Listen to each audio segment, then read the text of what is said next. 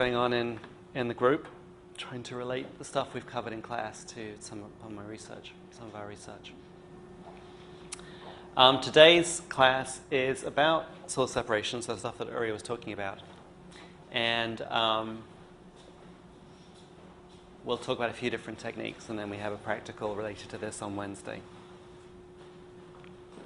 So the whole idea of source separation is related to how we perceive sound, which is that we, although what we receive is a mixture of sound waves, it's a single pressure variation, which is the superposition of the different sound sources. What we hear is not a mixture of sounds, or at least we don't hear it as something that's unique and different as a mixture. We hear it as several different things at the same time. We separate them out. So in this, I love this example, which is a radio commercial. Which I'll just play. And I, the hapless prey, was engulfed in a burning rage. Of course, that was before I got my car's air conditioning service at Arco Smog Road. So the point about that is, because it's a radio commercial, it's been quite carefully produced so that they put a lot of stuff in there, but you can clearly get the message.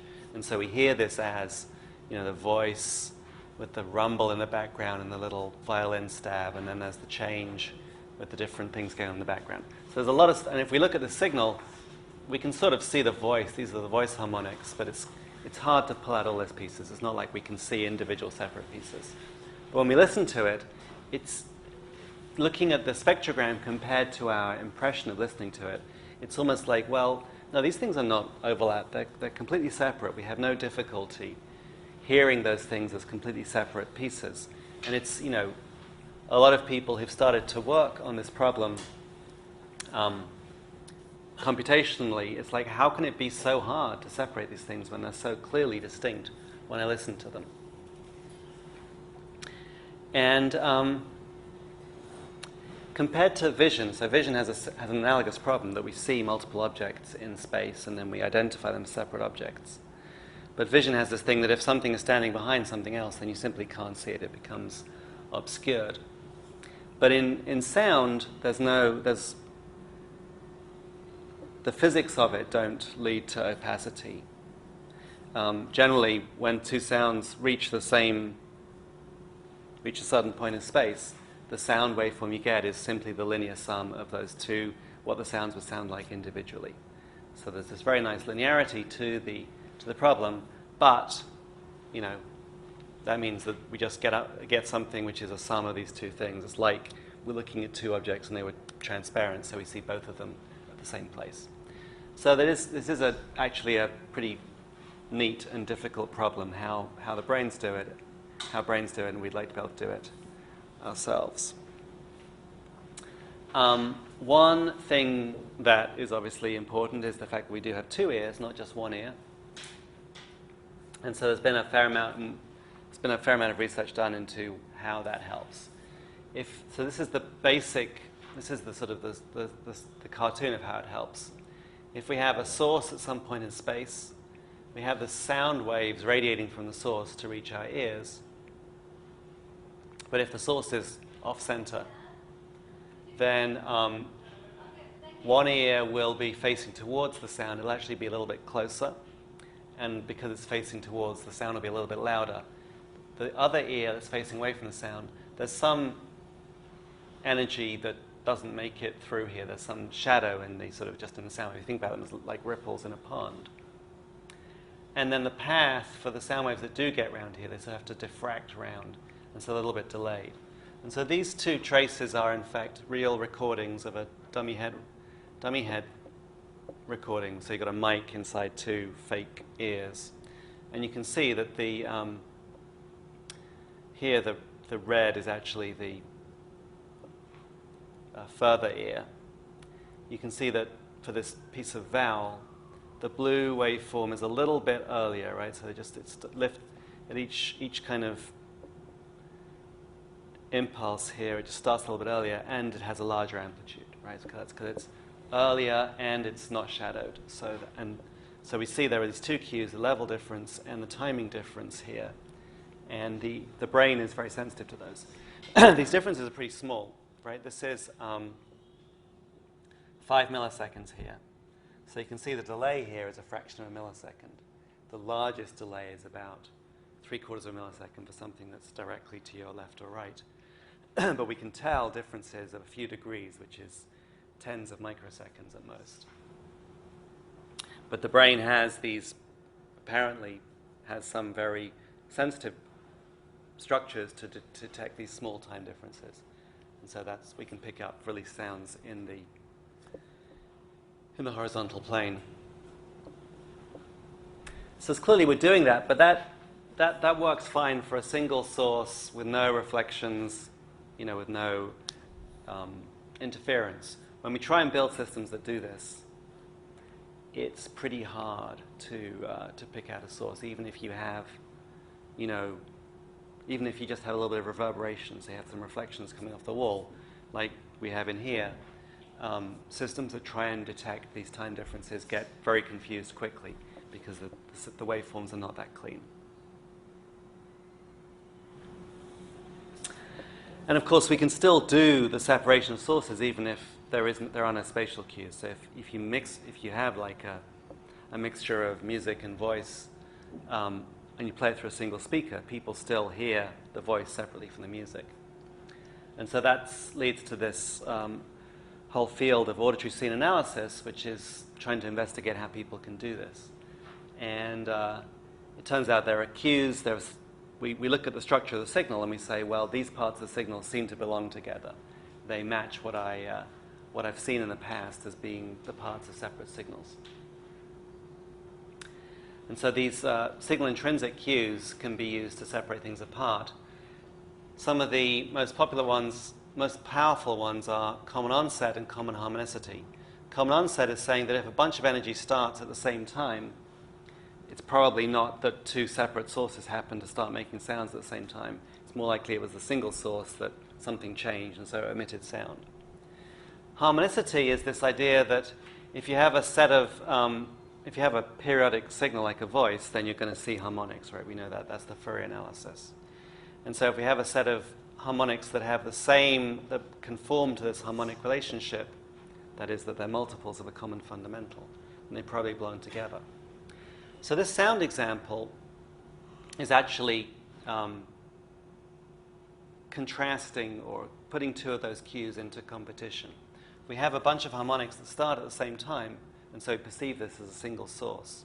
But then what happens through time is we take the even-numbered harmonics and we start modulating a little bit in frequency. So here we've got 1, 2, 3, 4, 5, 6, etc. Here we've got 1, 3, 5, 7, which is still flat, but then 2, 4, 6, 8, and now they're still multiples of the same fundamental, but they're beginning to modulate. And so what the ear hears is that these ones now belong together and they separate out from the flat ones. And so this is a little illusion put together by these, Stephen McAdams is a psychologist, Roger Reynolds is a musician, but the illusion is to sort of have the sound that fuses apart. See what you think.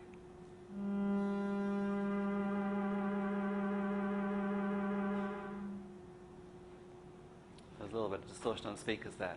But did you hear that sort of started out at one sound, but then you hear two sounds? And because the sound with vibrato, because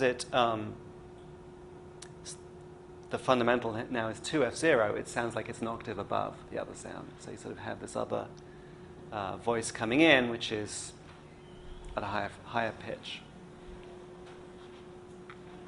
And so there are a lot of experiments like this where we show that, okay, people are sensitive to these kinds of things which are just built into the signal, property of the signal, and they allow us to decide that the signal consists of multiple components.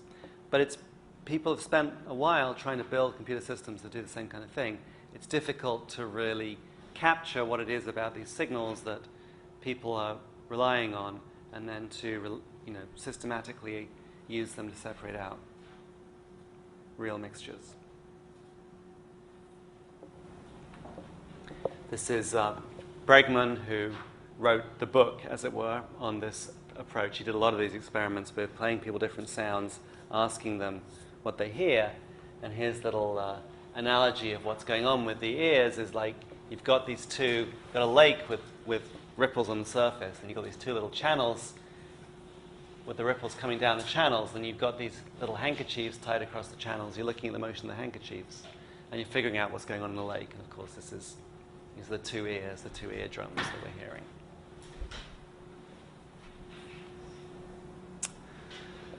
So now, what do we normally deal with in music? So in the examples that Uri played, they were stereo recordings. Stereo was introduced in the 1950s. Up until then, you recorded something by having a microphone and then somehow capturing the voltage coming off the microphone, which gave you the sound pressure. But then everything was just coming out of a single speaker.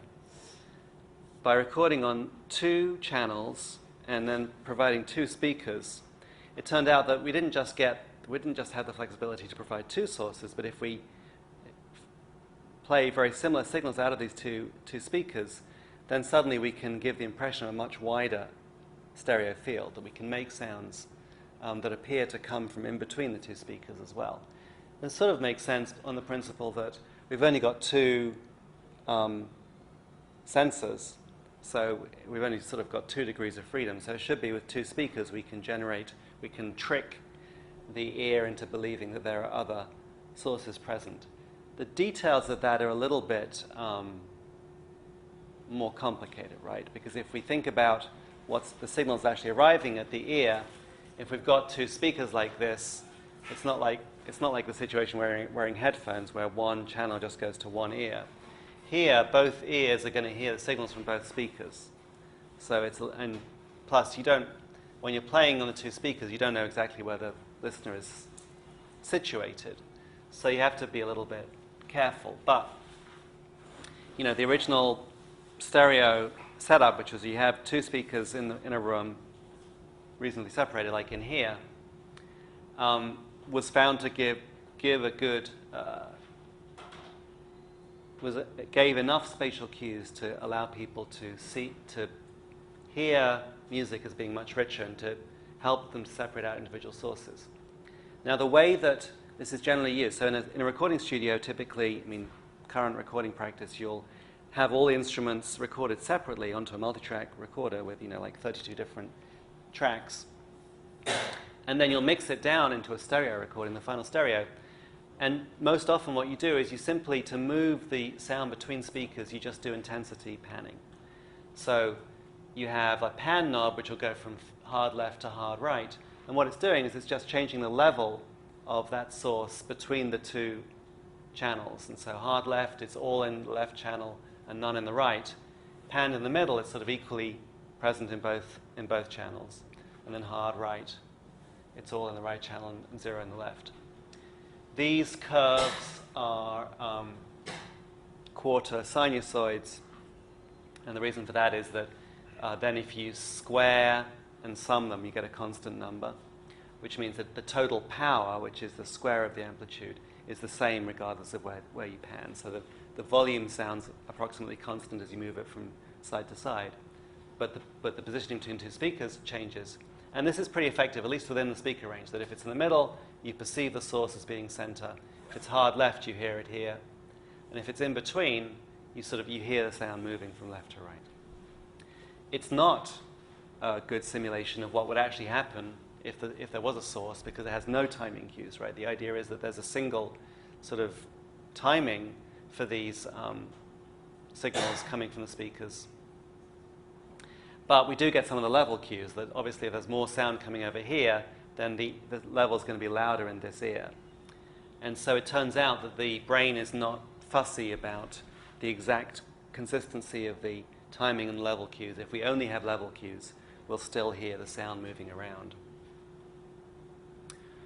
As you know, now we're beginning to see systems with more speakers, like typically surround speakers the left and right behind you.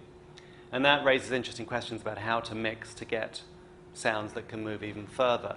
There are all kinds of experimental setups where maybe they'll have, 8 or 16 speakers around arranged in a circle. One of the simplest things to do is simply to take the pair of speakers closest to the sound that you want to place and just use crossfading between those two speakers. So you can have another 2 speakers here and just use these 2 speakers to move the sound in here. There are more complicated techniques that try and actually reproduce the exact sound field by using as many speakers as you have. But it turns out that simple panning between pairs is pretty effective.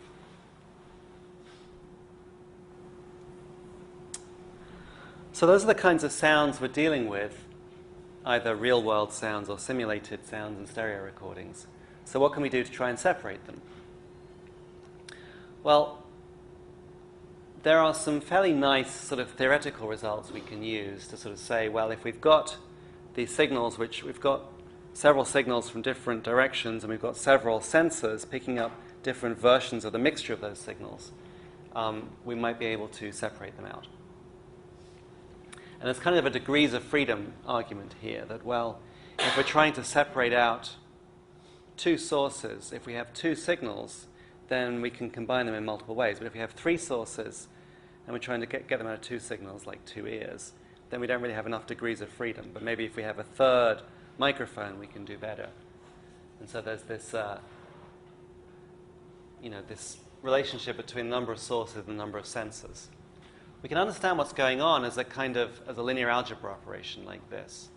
That if I have, here's a particular example. So these are meant to be 2 microphones, and this is a particular setup that you use when recording called a crossed pair, where the microphones are almost exactly in the same place, but they're pointing in different directions.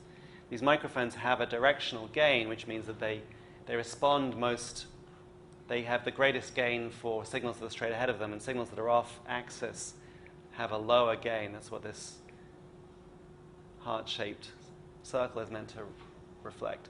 And so if I have 2 microphones like this and 2 sources, then this microphone here will respond to one source with a certain gain and the other source with a lower gain. And this microphone here will respond to this source with a greater gain and this source with a lower gain.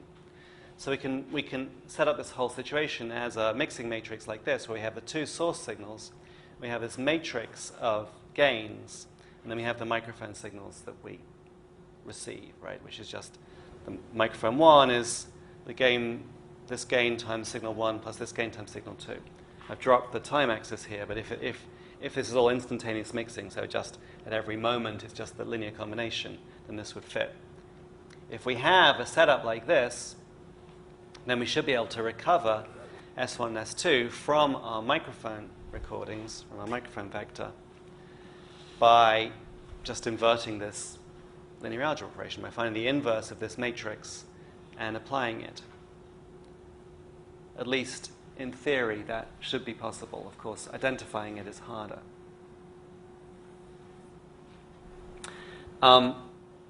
In the stereo mixing situation, right, where we have the panning, that's pretty much what we have.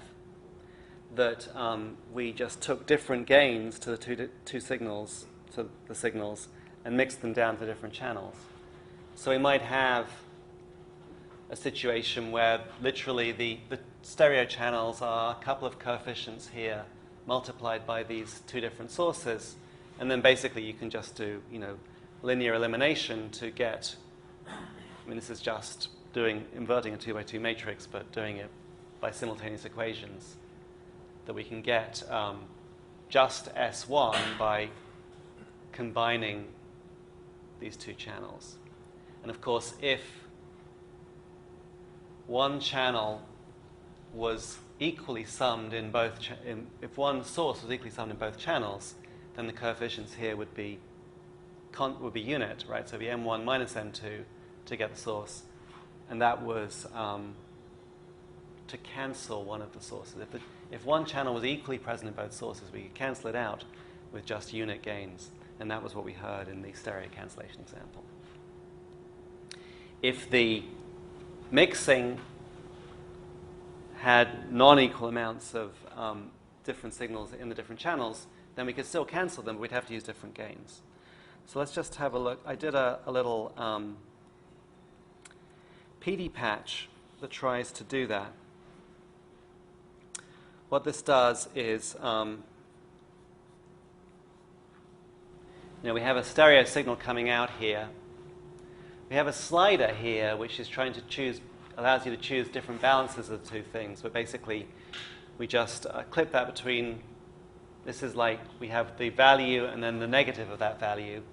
We offset them both so that this one goes from 0. What does it do?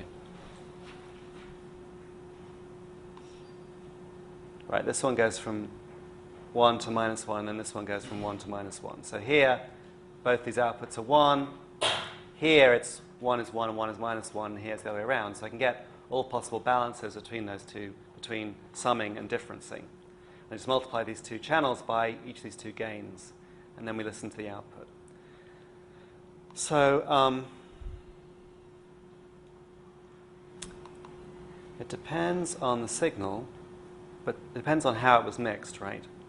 But normally we can get interesting effects.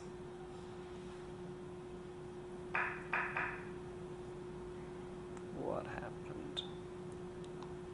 Does this thing not read? I'm not sure if this thing actually reads MP3 files. Okay.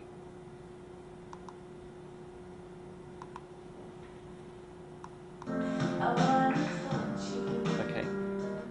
So this is an example I'm going to be using later on, but it's like it's a stereo mix, but there are 3 instruments present. There's the singing, there's piano, and there's drums. But they were mixed using straight linear mixing. So that's, the mono mix has all 3 present. If I take the difference, like Barry was playing, we knock out the vocals. We can still hear the drums and the piano. But if I move around for some other balances, so here I can move out the piano altogether. And here we can take out the drums altogether. I would like a longer loop than that to work with.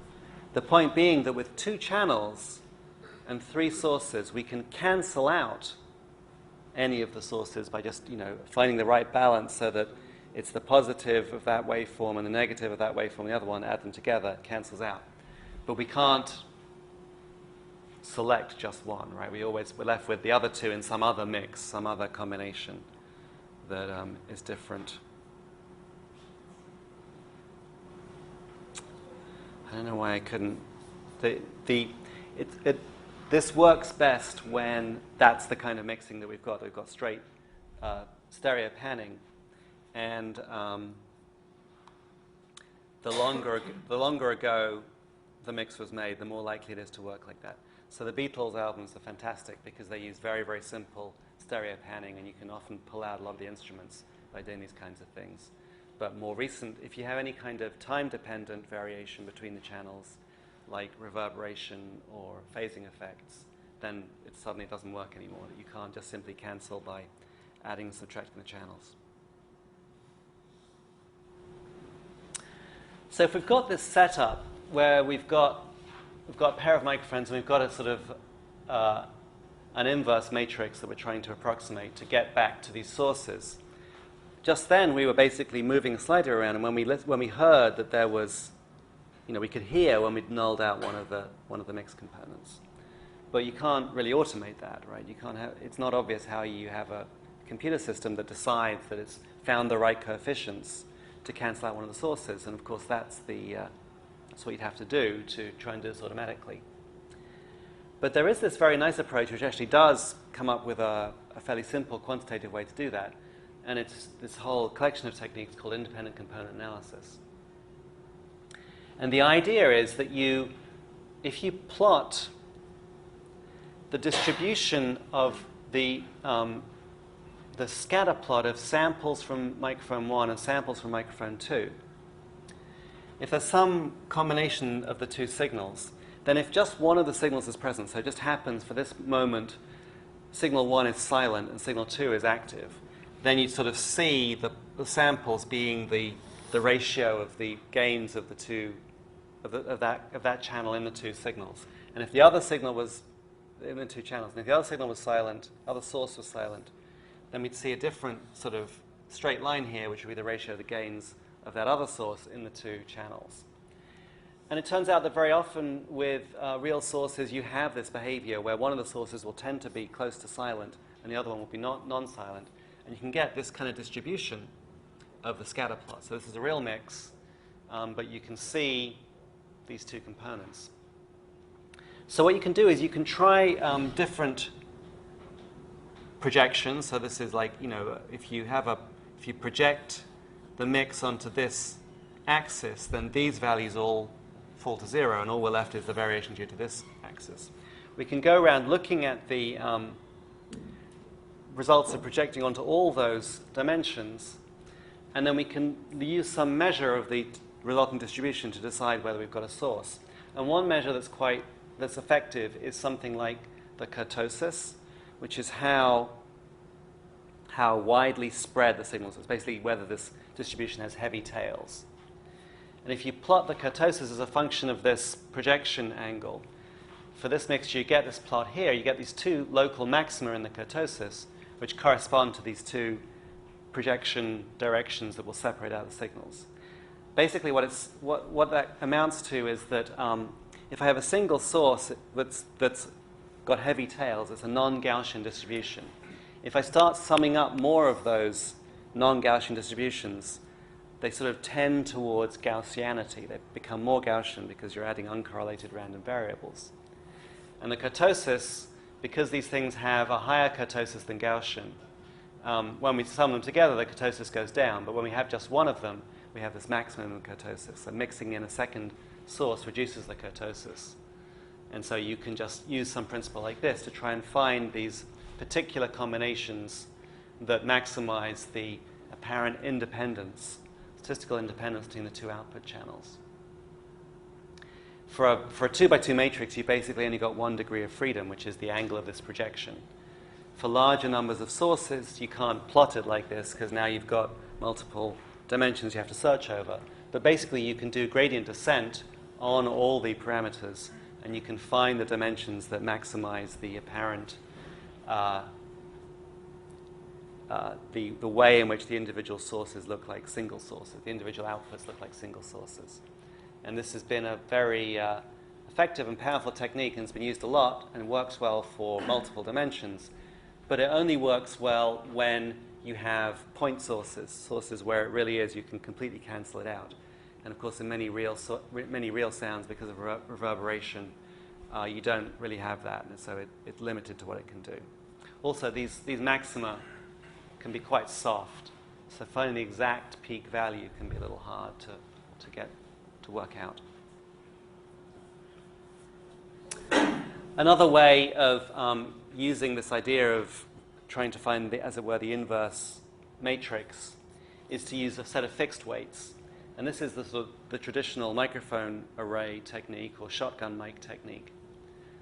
One way of thinking about one form of directional microphone is like this. If you have sounds coming from a particular direction, if you have a set of microphone elements like this and they're spaced out in time for some distance apart, if we have a sound coming from just this direction, then it'll reach this microphone first, and then after a certain delay, depending on the spacing between the microphones, it'll reach this microphone, then this one, then this one. If we take the signals coming out of the microphones and delay them by the corresponding amounts so that the signal coming from this direction will be in phase, then when we sum them all up, the signal coming from this direction will reinforce, everything will be perfectly in phase. But a signal coming from any other direction will have slightly different delays, and so it'll be summed up that isn't perfectly in phase, and there'll be some cancellation. So you end up with a pattern of response like this. So this is a spatial gain function. So as the lines here are as a function of the angle, what is the gain? And this is like 0, minus 20, minus 40 dB. And so for a sound whose frequency, whose period, or whose wavelength is exactly the spacing between these microphones, then as we looked, if the sound is coming from directly ahead of the mic, then we get perfect gain. If it's coming from directly behind, then the delays exactly cancel out, and so we get perfect rejection. For other frequencies, there's going to be, for higher frequencies, there's going to be some angle where the delay compared to the delay of the actual signal when combined with these delays leads to this cancellation. So you have these notches here for the green signal and for the red signal. And so what happens is there are certain directions where you get cancellation, but it's frequency dependent. So what happens with a microphone like this is if you have a signal that's off axis, suddenly you have these different notches that come into it. So you get this funny coloration. But for on-axis signals, you get no coloration, good gain. This is the simplest possible filter where we're just delaying and adding them up. Of course, you can add any kind of processing in here, and so you can manipulate, how deep these notches are compared to how large these lobes are. You can get all kinds of solutions to trade off between beam narrowness and coloration. There's a lot of nice theory behind those designs. But it's still pretty limited what you can do. So the nice thing about these, ICA and mic array techniques is that when you meet the criteria, like if there really is a signal coming from over here, and you set up the gain so that it will exactly cancel, then you get this great, very high-quality reconstruction. And you don't have to worry about what the actual signal is. Just set it up once, and it'll keep running. But they're pretty limited conditions. In particular, if you have more sources than sensors, you're stuck. So the other approach to separating out sources is this idea of basically looking at a spectrogram and saying, well, there are bits of energy in the spectrogram I want to keep. Maybe I can take the spectrogram, these time frequency cells, and scale up the parts I want to keep, and then zero out the parts I don't want to keep. And you could use a kind of time frequency mask like this.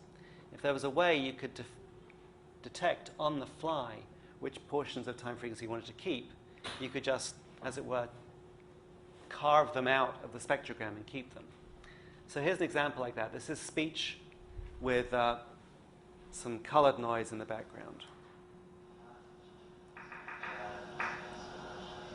Let me play that again. So you recognize the voice. The noise here, I just took the average spectrum of the voice and then modulated white noise to have that spectrum. So that's why it's kind of sounds a little bit weird. But the point is now the average energy of the noise is the same as the average energy of the speech. So there's overall a 0 dB SNR. But because the speech is louder and quieter at different times, when the speech is louder, it's above the noise level, and so it pokes out. Now what we could do is, if we knew what the average noise level was, we could set our mask so it only passes the cells where the local energy is larger than the average energy. And then we would just pick out the speech like this. And if we then took the spectrogram, multiplied it by this mask to get this spectrogram, and then undid the spectrogram, so we run the inverse short-time Fourier transform, we can reconstruct. And that gives us a very high-quality reconstruction. I think for this one, I actually cheated, and I looked at the actual, the true energy of both the noise and the speech in each of these cells, and the mask is like, well, if we knew which ones to keep, these would be the best ones to keep. But there are various techniques like this where you try and guess it just from the signal itself. So it's amazing how well these masks work, right? The cells here, they still contain the speech and the added noise. But because in this cell, in the cells that we kept, the speech had more energy than the added noise, we tend to only hear the speech. We don't really, it's hard to hear the noise in the background at all. And because the noise is masked out in these gaps when the noise would normally be most evident, we tend to hear that it's not there. So this is great as long as you can find out what this mask is going to be. And so then the trick is finding a good time frequency mask. Even if we have two signals which are both structured and different, again, this is an oracle mask where I've taken these two male and female voices, I've added them together, and then I've colored the cells based on whether in the original unmixed spectrograms, which voice was stronger, and then I take all the red cells, mask them, keep them here, take all the green cells, mask them, keep them here. And so I can, if the mixture is like this, Don't ask me to carry in one. let me play that again. Don't ask me to carry in one. If I keep the red cells Why were you all weary? and the green cells, Don't ask me to carry in one. and it sounds, you can't hear the other voice at all. You can see some distortion here, right? So here's the fundamental of the female voice, and it's basically been lost a little bit because it turns out it was below the energy of the male voice here. But we're pretty tolerant to that kind of distortion in speech, right? Here's this big four-man sweep from the male voice, and it's sort of left a hole here compared to what the original female voice had.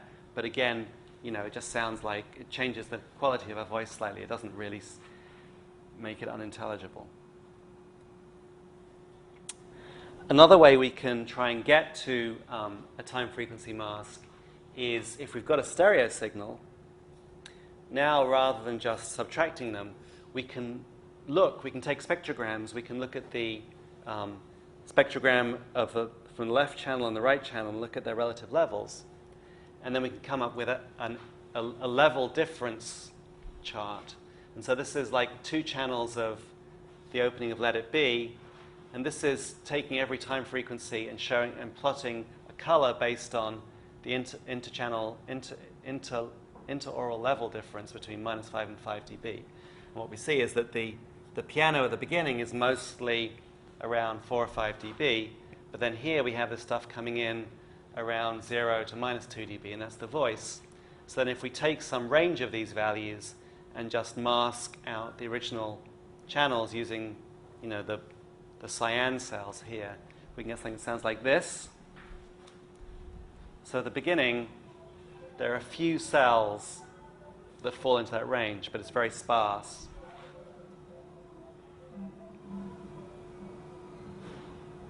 And the voice comes in.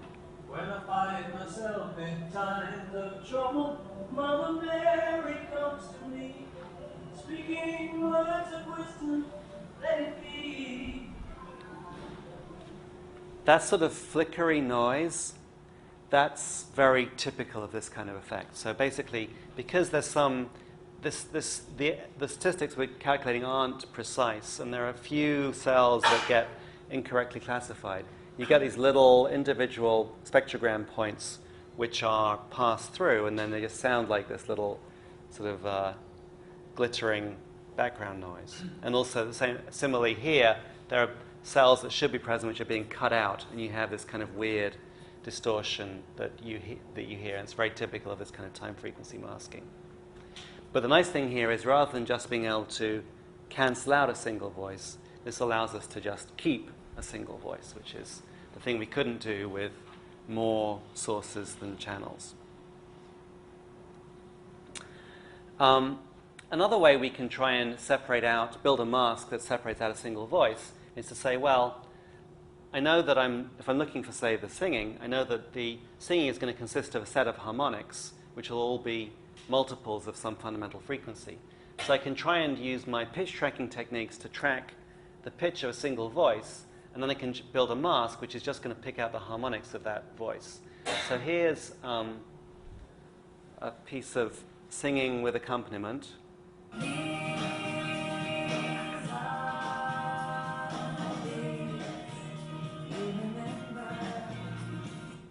And then the red line is the output of a pitch tracker which, is trying to robustly track the singing voice only.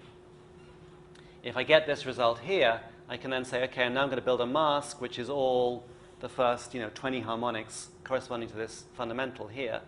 So this is now my mask. Here, the fundamental it dropped and found some very low thing, so the mask is something dense and low here. Similarly here, where it loses track of the voice, we get these other parts. But when the tracking is working, we get these nice patterns of fundamentals. We can then, again, do the same thing. Take this mask, apply it to this short-time Fourier transform, and do the inverse short-time Fourier transform by taking each column, inverting it, then overlapping and adding them. And we get this.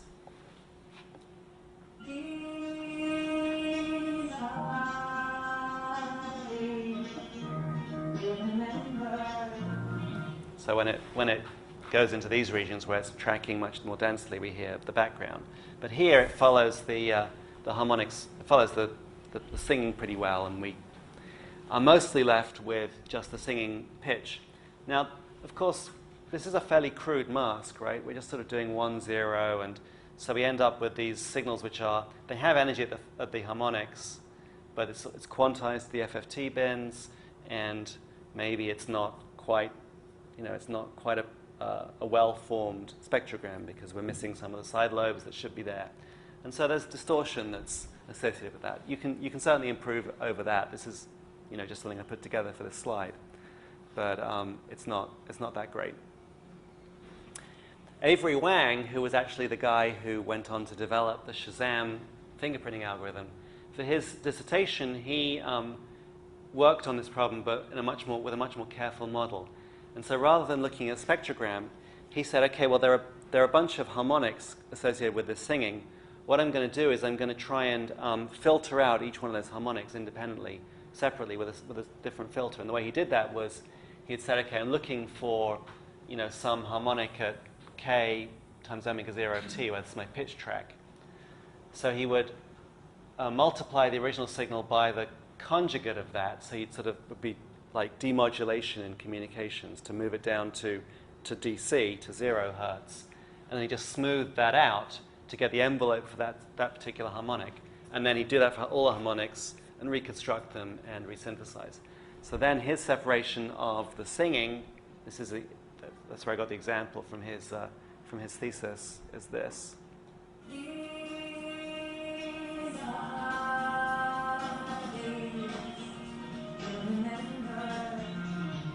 Now you hear, that's kind of nice and got plenty of bandwidth, although you can hear some of the drums in the background. That's because depending on how much you smooth here, you're going to see little, jumps in the energy of each of these harmonics corresponding to the broadband energy coming from the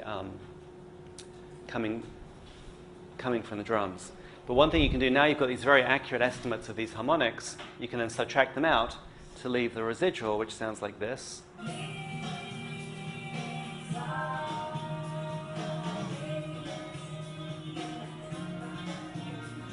Which is very nice removal. You can see here, right, it took a little while for the pitch tracker to lock onto these harmonics. So you can see they're sort of missing here. And here they are until the pitch tracker finds them and sort of knocks them out. And you can hear that as the sort of the lead vocal sort of fading out after a little bit of the note. So another technique for trying to build these masks is this family of approaches called non-negative matrix factorization. And this has been really powerful and has led to a lot of work in recent years. I think I have the references there, but they're a little too weak for you to see.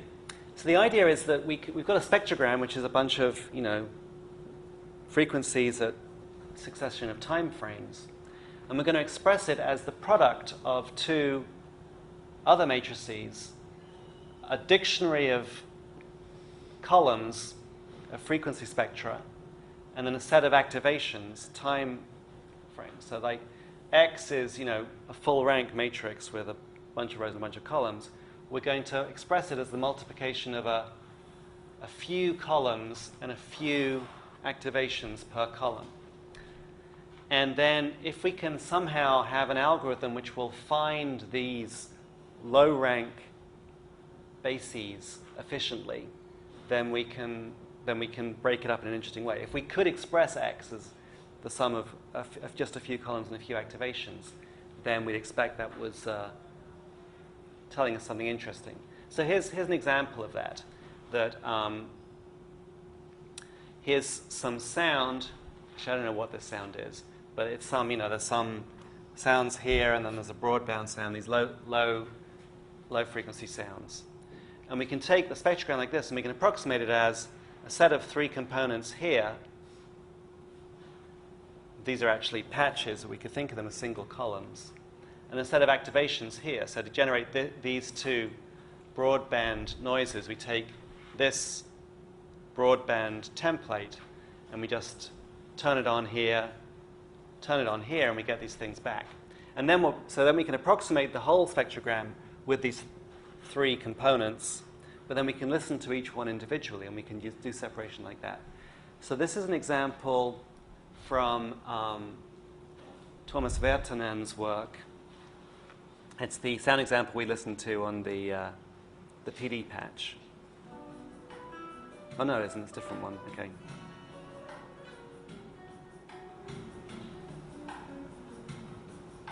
So that's a mix of drums and guitar.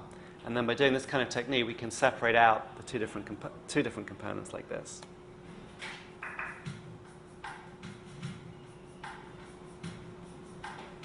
So that's the drums.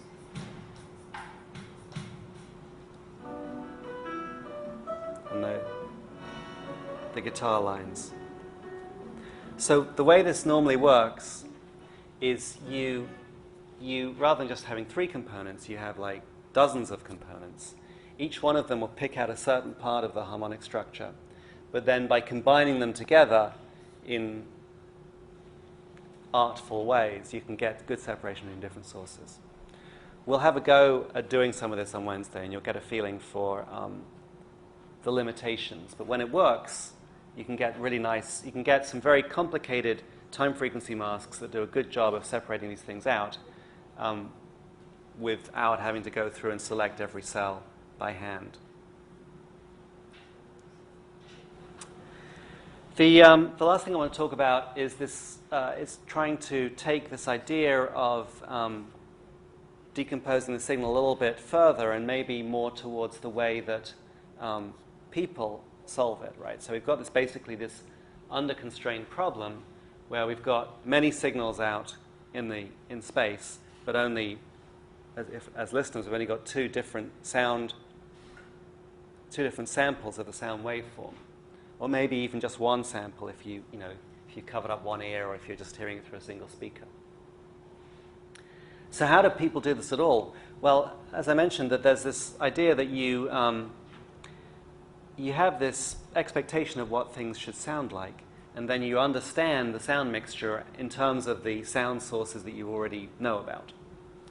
And so you could think about this in a very general sense as having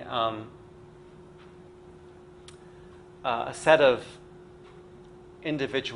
models of different sources. So this is somehow, somewhere in your brain, you've got something that can tell you whether this waveform is consistent, is a plausible example of this particular source model that you've got.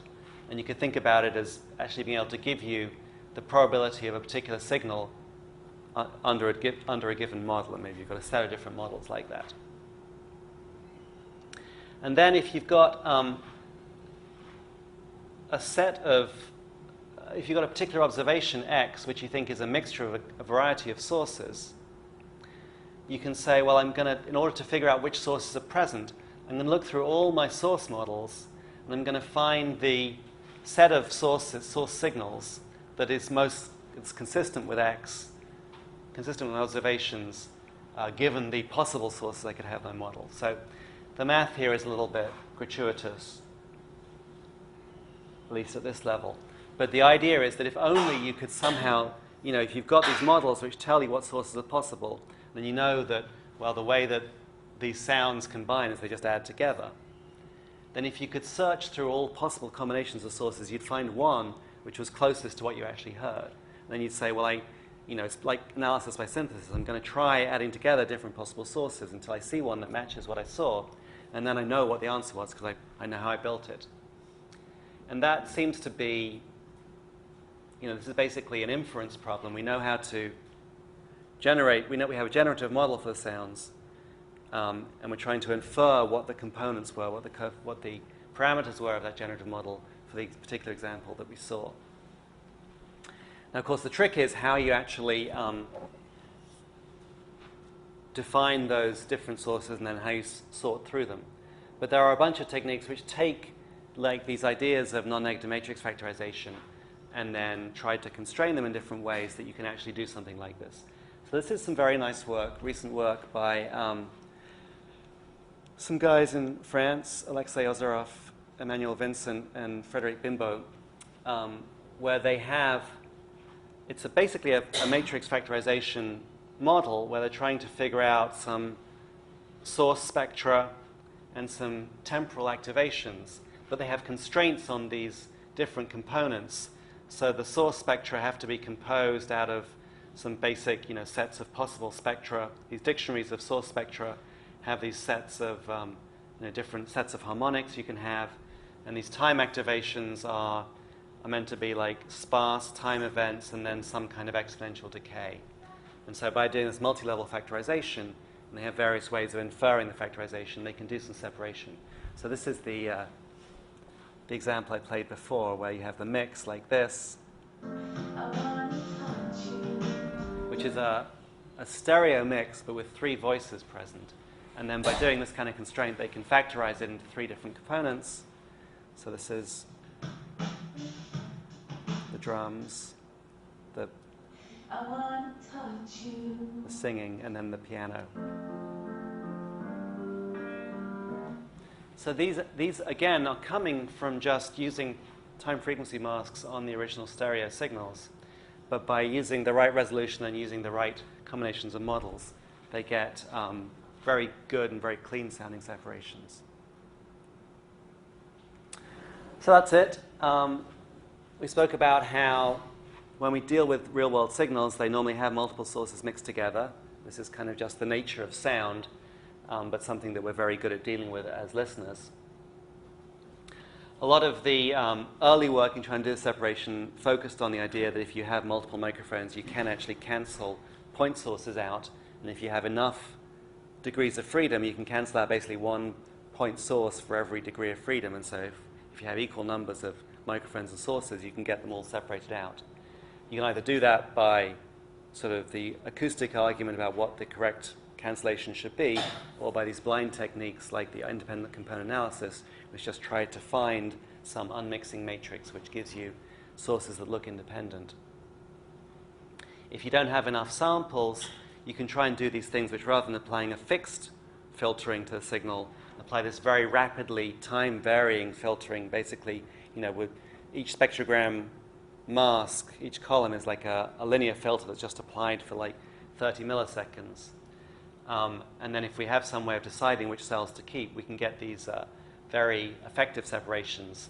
And then sort of it seems like the nicest way to try and decide these is to have some explicit models of what the different sources are and trying to decompose the spectrogram to be consistent with those models. So, this kind of source separation is very much an active research area. There are annual evaluations. Those examples I just played you from the French group, they are part of the evaluation material for this annual evaluation. So people are still trying to figure this out, but there are some very promising results. And on Wednesday, we'll play with one of these non-negative matrix factorization algorithms, which can give remarkably good results under the right conditions.